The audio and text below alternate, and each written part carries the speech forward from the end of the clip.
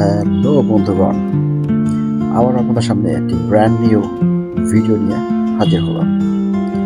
আজকের ভিডিওতে নিচেই লেখা আছে, দেখুন, বান্দরবন টু দেবতাখুম।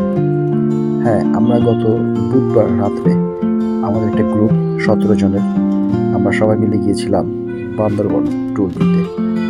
তো আমাদের প্রথম দিনের যে ট্যুরটা ছিল সেটা ছিল দেবতাখুম। তো আজকে বান্দরবন থেকে আমরা দেবতাখুম কীভাবে গেলাম, কোথায় ছিলাম, আমাদের রিসোর্ট, আমাদের যাত্রাপথ, এগুলি বিস্তারিত আজকে আলাপ করবো আপনাদের সাথে, যাতে আপনাদের যাত্রাপথ এবং আপনারা যাতে খুব সুন্দরভাবে এখানে যেতে পারেন এবং এই দৃশ্যগুলি উপভোগ করতে পারেন। তো আমরা প্রথমে বাসে করে বান্দরবন যে শহরটা সেখানে নেমে গেছি। সেখান থেকে আমাদের চাঁদের গাড়ি, যে এইটা আগে থেকে আমাদের ভাড়া করা ছিল, তো সেইখানে আমরা সেই চাঁদের গাড়িতে করে আমরা আমাদের রিসোর্টে চলে আসলাম। এটা হচ্ছে আমাদের রিসোর্ট। এই যে আমরা রিসোর্ট দিয়ে এখন প্রবেশ করতেছি। এখানে যে গাড়িগুলো দেখতেছেন এগুলি আগে থেকে গেস্ট আসা ছিল।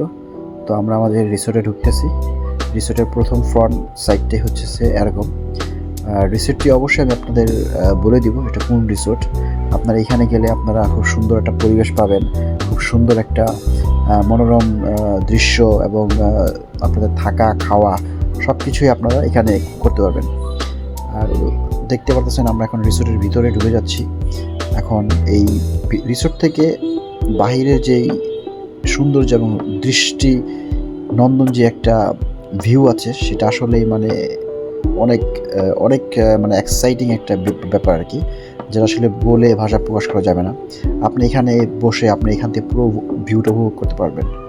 আপনি সবসময় উপভোগ করতে পারবেন। আপনি সকাল থেকে সন্ধ্যা পর্যন্ত উপভোগ করতে পারবেন, সমস্যা হবে না।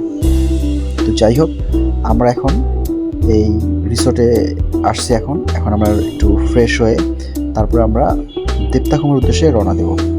এখানে আমাদের যারা গ্যাং আছে, যারা আমাদের ট্যুরে যারা আমাদের সাথে ছিল, তারা এখানে কিছু ছবি তুলছে। তোলার পরে আমরা দেবতাখুমের উদ্দেশ্যে রওনা দিয়ে দিয়েছি। দেবতাখুমে আমরা এই যাওয়ার আগে একটা বাজার পড়ে, সেই বাজারে আমরা ওই চাঁদা গাড়ি আছে, সেই গাড়ির মাধ্যমে আমরা এখানে এসেছি। সেইখানে আমরা গাইড নিয়ে, আমাদের দুইটা গাইড, একটা খুব সামনে একজন গাইড, একটা পিছনে, আমরা দুইটা গাইড নিয়েছি। দুইটা গাইড নিয়ে আমরা সেই গাইডের মাধ্যমে সাহায্যে আমরা এই দেবতাখুমের উদ্দেশ্যে রওনা দিয়েছি। তো এই যে দেখতে পাচ্ছেন পাহাড়ে আঁকাবাঁকা পথ, তারপরে এই যে পানি, নদী, নালা, মানে আসলে আমরা যারা ঢাকা শহরে থাকি আমাদের জন্য এইগুলি একটা অনেক খুব সুন্দর একটা উপভোগ করার মতো একটা জিনিস। আর এটা আপনাদের যে ভিউগুলি আমি দেখাচ্ছি, সেই ভিউগুলি আসলে অনেক সুন্দর।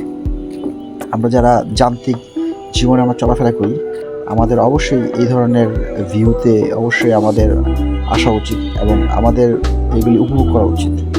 আমরা হয়তো শহরে থেকে আমাদের একটা শরীরে একটা ক্লান্তি ভাব চলে আসে, যা আমরা এই বান্দরবন বা বিভিন্ন টুরিস্ট স্পটে ঢাকার বাইরে গিয়ে আমরা সেগুলি দূর করতে পারি। তো যাক, এই দেবতাখুম যাওয়ার পথে অনেক পাথর আছে, অনেক পানি হচ্ছে। আমরা যখন গেছি তখন বৃষ্টি কম ছিল, যার কারণে পানিও কম ছিল। তো পানি নিয়ে এত সমস্যা আমাদের করতে হয়নি, সমস্যা পড়তে হয়নি। কিন্তু এই পাহাড়ের রাস্তাগুলি আপনারা খুব সুন্দরভাবে দেখে আসবেন, যাতে করে কোনো প্রকার আপনারা ব্যথা বা কোনো হোঁচট না খান। ঠিক আছে? তো আমরা অবশেষে চলে আসলাম সেই দেবতাখুম, সেই জায়গায়, সেই ভেলায়। তো আমরা এখানে কাউন্টারে টিকিট কেটে পার পার্সন 200 টাকা করে টিকিট কেটে আমরা এখানে ঢুকছি। তো এইগুলি হচ্ছে আমাদের আশেপাশে যারা আছে তারা আমাদের মেম্বার, তারা আমাদের গ্রুপে আমরা 17 জন একটা গ্রুপ নিয়ে গেছি। আমাদের সাথে আমাদের হোস্ট ছিল। তো এখানে প্রথমে যেটা করতে হয়েছে, আমরা এখান থেকে একটা ছোট ভেলাতে আগে আমরা ওইখানে একটু দূরে গেলেই দেখবেন যে একটা পাথরের একটা স্তূপ আছে, ওইখানে যাইতে হয়েছে। এখন ওইখান থেকে তারপর আপনাদের ভেলায় যাবেন না আপনি নৌকায় গিয়ে দেবতাখুমের মধ্যে যাত্রা করবেন, সেটা ওইখানে দেখানো হয়েছে। এটা হচ্ছে আমাদের নৌকা। এই নৌকাতে করে আমরা জাস্ট ওই পাথরের স্তূপ ওইখানে যাব। ওইখান থেকে আমরা সুন্দর করে যার ভেলা বা যার নৌকাতে যেতে চান তারা ওইভাবে যেতে পারবেন আর কি। তো আমাদের এই বান্দরবন ট্যুরটা মানে এই দেবতাখুমের যে এইটা, মানে এটা আসলে খুবই, মানে বলতে হবে খুব সুন্দর। আর আসলেই খুবই মানে একটা অ্যাডভেঞ্চার কাজ করে। আপনি যদি লাইফে অ্যাডভেঞ্চার পছন্দ করেন অবশ্যই এই দেবতাখুম জায়গাটা আপনার জন্য।